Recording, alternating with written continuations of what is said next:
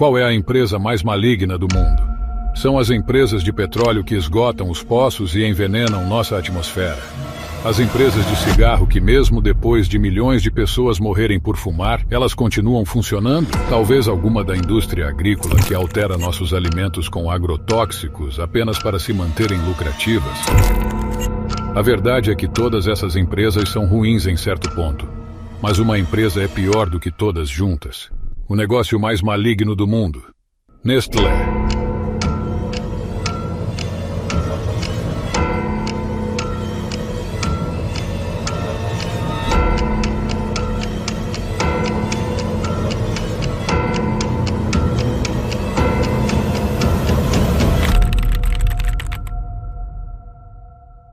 A Nestlé é a maior fabricante de alimentos do mundo, com mais de 2.000 marcas diferentes, produzidas em mais de 400 fábricas em 189 países.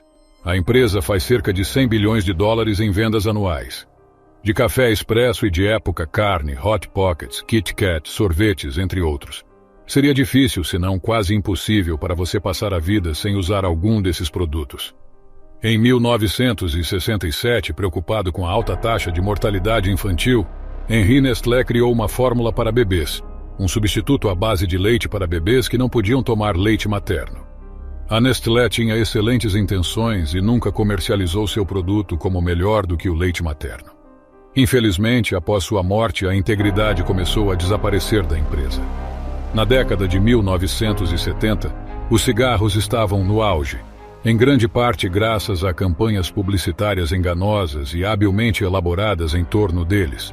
A Nestlé pegou uma página do caderno da Big Tobacco e executou uma campanha igualmente enganosa para empurrar sua fórmula para bebês nas massas, por meio de médicos pagos e anúncios obscuros. A Nestlé convenceu grande parte do público de que a fórmula era melhor do que o leite materno natural, uma alegação inegavelmente falsa. Mas o engano deles não parou por aí. A Nestlé então contratou centenas de vendedoras na África e na Ásia, vestiu-as como enfermeiras e as enviou para comunidades locais, com o propósito de proclamar os falsos benefícios da fórmula infantil para mães em todos os países em desenvolvimento. A critério da Nestlé, essas vendedoras davam amostras de fórmula para as mães que amamentavam, que duravam apenas o tempo suficiente para a mãe começar a produzir leite, mas não o suficiente para alimentar o bebê até que pudessem ser desmamados.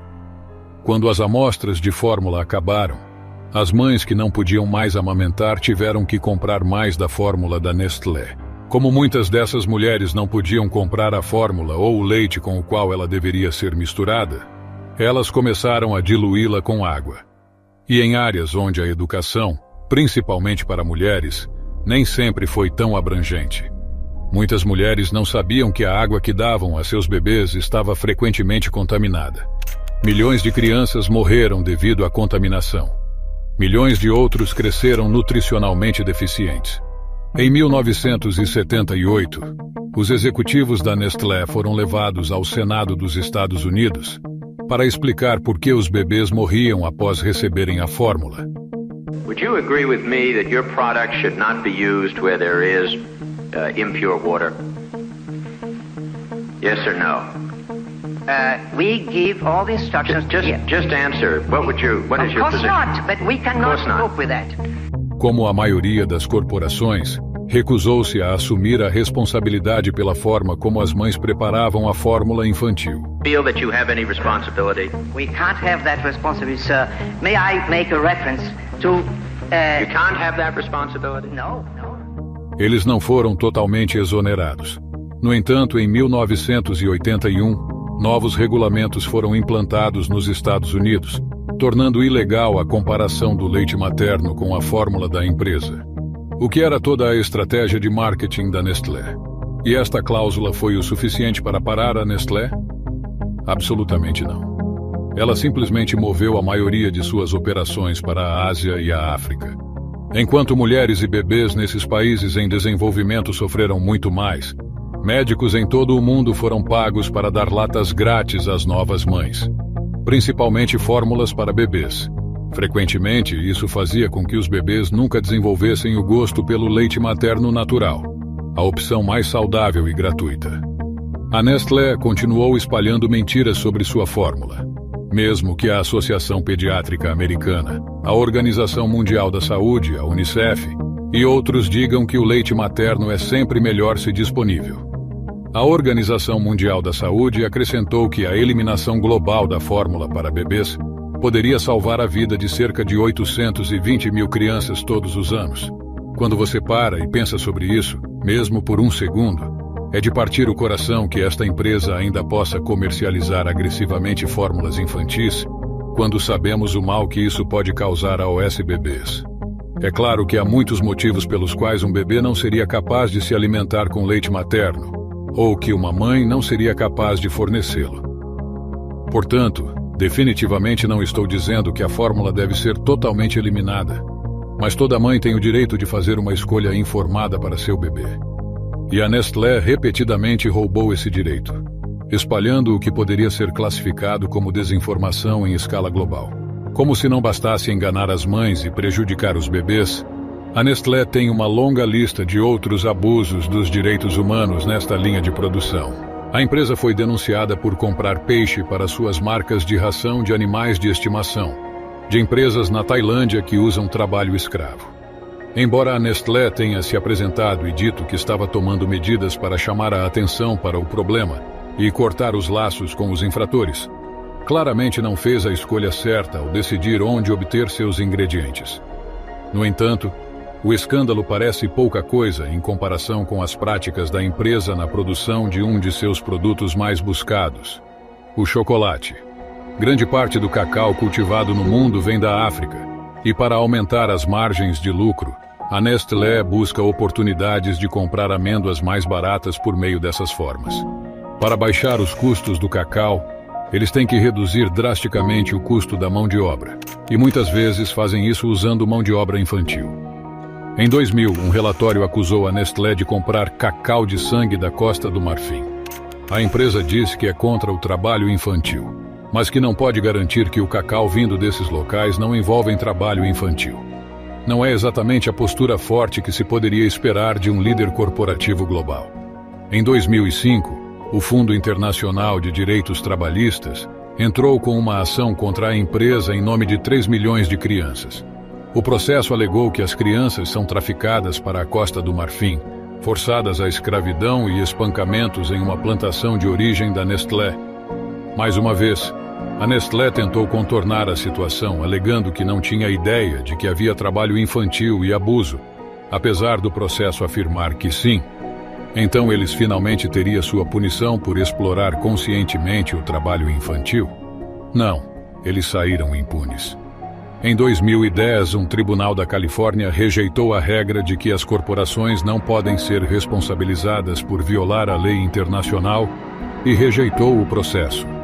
Apesar da alegação da empresa de que estava tomando medidas para acabar com o trabalho infantil envolvido na produção de muitos de seus produtos alimentícios, pouco mudou. Em 2015, a Fair Labor Association investigou 260 fazendas na Costa do Marfim e descobriu que 56 de seus trabalhadores tinham menos de 18 anos. 27 deles tinham menos de 50 anos. A Nestlé sempre se preocupou com seu lucro. E com 3 milhões de toneladas de chocolate consumidas todos os anos, há uma enorme quantidade de lucro na mesa. Quando não está explorando crianças, ela está explorando recursos naturais. A Nestlé ganhou muito engarrafando água de torneira em todo o mundo. Muitas vezes drenando os recursos das comunidades e, em troca, vendendo-os de volta. Por exemplo, em Flint, Michigan, uma cidade que há anos enfrenta uma crise de contaminação da água, enquanto a Nestlé doava e vendia água engarrafada para ajudar no problema. A empresa também estava engarrafando água subterrânea limpa de uma bomba perto de Flint. Um golpe semelhante está ocorrendo na África do Sul, onde a Nestlé comprou terras, o que impediu os cidadãos de acessar suas águas subterrâneas. Em vez disso, a Nestlé engarrafa a água que extrai daquela terra e a vende aos cidadãos. Na Flórida, a empresa foi acusada de contribuir para o esgotamento de nascentes e vender a água que bombeia delas com lucro. A mesma coisa acontece na Califórnia, que encontra um novo nível de exploração, já que o estado sofre de secas extremas. Há décadas, a Nestlé bombeia bilhões de litros de água todos os anos das nascentes da Floresta Nacional de San Bernardino e as engarrafa, e vende por uma marca conhecida como Arrowhead. O que é mais frustrante é que essa operação de bombeamento é praticamente gratuita para a Nestlé. São apenas $500 por ano, pelos direitos de bombear a água. Aproveitando-se da burocracia lenta e muitas vezes negligente, a Nestlé essencialmente roubou água de um estado em uma seca desesperadora. Em 2013, descobriu-se que a Nestlé estava desviando água potável de cidades no Paquistão, embalando e revendendo para as mesmas pessoas que eles pegaram. O Paquistão é considerado um país com escassez de água e viu algumas de suas fontes de água esgotarem centenas de metros desde o início da produção da Nestlé. E assim como em Flint, a água restante é tóxica.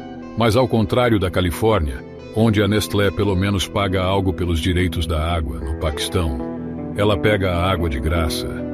E como ela se safa desses esquemas de roubo de água? A Nestlé procura áreas que precisam de empregos e estímulo econômico. Ela negocia termos favoráveis com os governos locais ou quem controla os direitos da água, e prospera como um herói criador de empregos sem o conhecimento da comunidade, que na verdade ela está os prejudicando. Nem tudo que reluz é ouro.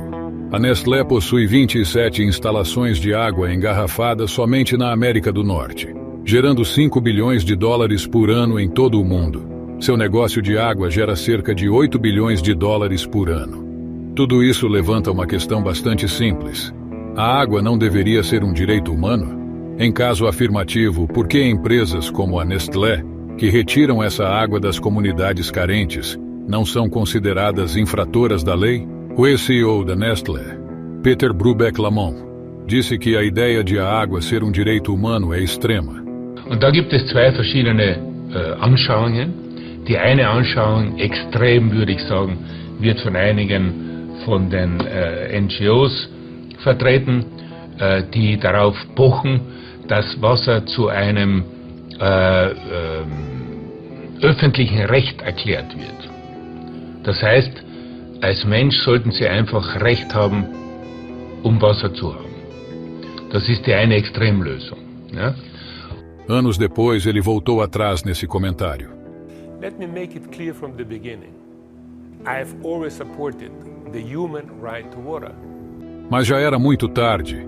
A Nestlé também é conhecida por se envolver em práticas de negócios realmente agressivas. Em 2002, o governo etíope devia $6 milhões para a Nestlé. Apesar de o país estar passando por uma fome terrível, a Nestlé ainda exigia seu dinheiro. Ela poderia facilmente ter descartado como perdido, ou pelo menos esperado até que a situação estivesse mais estável. Eventualmente, depois de aumentar a pressão dos boicotes inicialmente recuados em 2013, Kinsley foi acusado de uma suposta conspiração para fixar o preço do chocolate no Canadá, eliminando efetivamente a concorrência econômica. Uma das piores supostas más práticas da empresa é essa poluição plástica. A Nestlé é considerada uma das piores poluidoras de plástico do mundo, perdendo apenas para a Coca-Cola. O site da empresa diz que ela tem um compromisso de longa data com a sustentabilidade. Mas essa é uma avaliação realista de uma empresa que fabrica mais embalagens plásticas do que podemos contar? Para seu crédito, a Nestlé inaugurou o Institute of Packaging Sciences em Lausanne, na Suíça, com o objetivo de tornar todas as embalagens da empresa recicláveis ou reutilizáveis até 2025. Da mesma forma, depois de receber anos de críticas por seus produtos que levam à obesidade e diabetes tipo 2, a Nestlé está trabalhando para fazer fórmulas com açúcar reduzido, sem gordura saturada e sal. Também é prometido adicionar mais vegetais e ingredientes ricos em fibras. Mas conhecendo a Nestlé, por que deveríamos confiar em qualquer coisa que eles dizem? Pode parecer impossível evitar a empresa porque, de muitas maneiras, ela está tentando comprar marcas locais e independentes. Porém, em vez de comprar produtos embalados, você pode fazer um esforço para preparar sua própria comida. Escolha garrafas de água reutilizáveis em vez das de plástico, ou até mesmo olhando para um rótulo para ver se um produto distribuído pela Nestlé pode ajudá-lo a escapar do alcance da empresa. Mas no final, vale a pena o esforço? Cabe a você ou a alguns tentar evitar um gigante do mal como a Nestlé.